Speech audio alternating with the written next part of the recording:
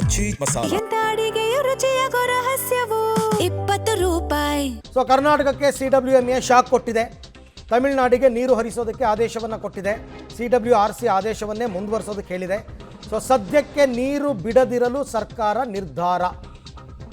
ಸದ್ಯಕ್ಕೆ ನೀರು ಬಿಡದಿರಲು ಭಾನುವಾರ ಸರ್ವಪಕ್ಷಗಳ ಸಭೆಯನ್ನು ಕರೆದಿದ್ದಾರೆ ಮುಖ್ಯಮಂತ್ರಿಗಳು ಬೆಂಗಳೂರಿನಲ್ಲಿ. ಸೊ ಏನಾಗುತ್ತೆ ಅಂತ ನೋಡೋಣ. ಸಭೆಯ ಬಳಿಕ ತಮಿಳುನಾಡಿಗೆ ನೀರು ಹರಿಸೋ ಬಗ್ಗೆ ನಿರ್ಧಾರ.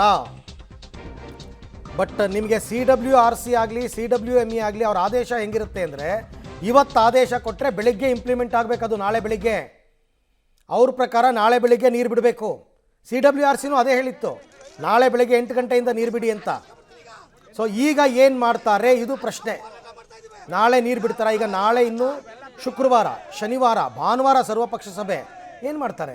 ಈಗ ಕಾವೇರಿ ಸಂಬಂಧಪಟ್ಟಂತೆ ಸರ್ವಪಕ್ಷದ ಸಭೆಯನ್ನು ಭಾನುವಾರ 11 ಗಂಟೆಗೆ ಕೃಷ್ಣಾದಲ್ಲಿ ಕರೆದಿದ್ದೇನೆ.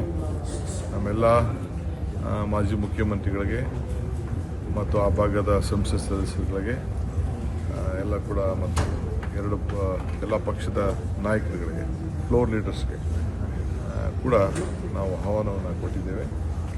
ಅವರೆಲ್ಲ ಬಂದು ಪಾರ್ಟಿಸಿಪೇಟ್ ಮಾಡೋಕ್ಕೆ ಆಲ್ ಪಾರ್ಟಿ ಮೀಟಿಂಗನ್ನು ಕರೆದು ಚರ್ಚೆ ಮಾಡ್ತೇವೆ.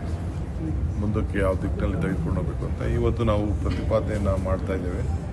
ನಮ್ಮ ಸೀನಿಯರ್ ಆಫೀಸರ್ಸ್ ಎಲ್ಲ ಬಂದಿದ್ದಾರೆ, ಆಗಲೇ ಮಂಡಿಸ್ತಾ ಇದ್ದಾರೆ. ನಾನು ಇಷ್ಟೊತ್ತು ವ್ಯೂ ಮಾಡ್ತಾಯಿದ್ದೆ ಏನಾಗ್ತಾಯಿದೆ ಅಂತ.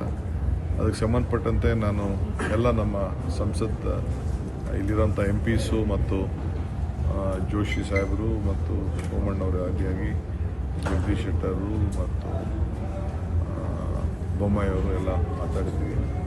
ಅವರು ಎಲ್ಲ ಅವ್ರ ಕೈಲಿ ಏನು ಶಕ್ತಿ ಮೇಲೆ ಅವೆಲ್ಲ ಸಹಕಾರ ಕೊಡ್ತಾ ಇದ್ದಾರೆ ರಾಜ್ಯದ ಹಿತ.